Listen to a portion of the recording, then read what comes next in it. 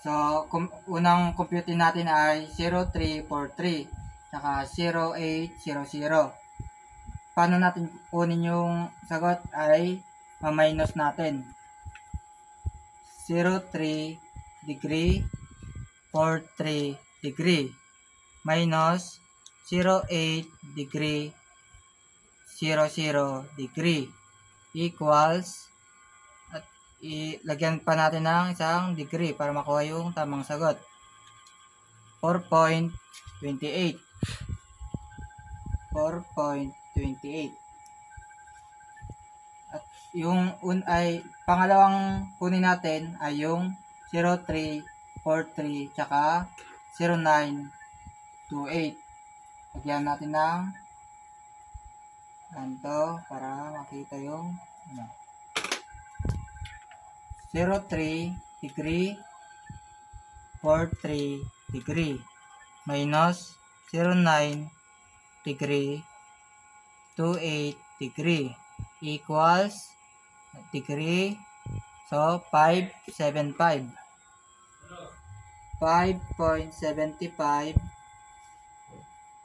Saka yung sunod naman ay yung nasa chart, yung 0.8 saka 2.3. Minus natin to para makuha yung tamang sagot. 0.8 degree minus 2.3 degree. Ay, mali. 0.3 minus 2.3. Kaya makukuha yung 1.5. 1.5. So, lagay natin dito sa baba yung 4.28 na nakuha natin sa una. 4.28 saka yung 1.5. Divide natin sa 5.75 para makuha yung tamang sagot.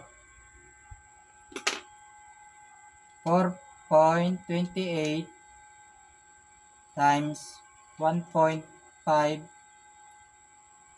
divide 5.75.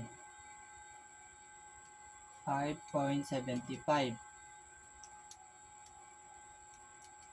equal 1.11.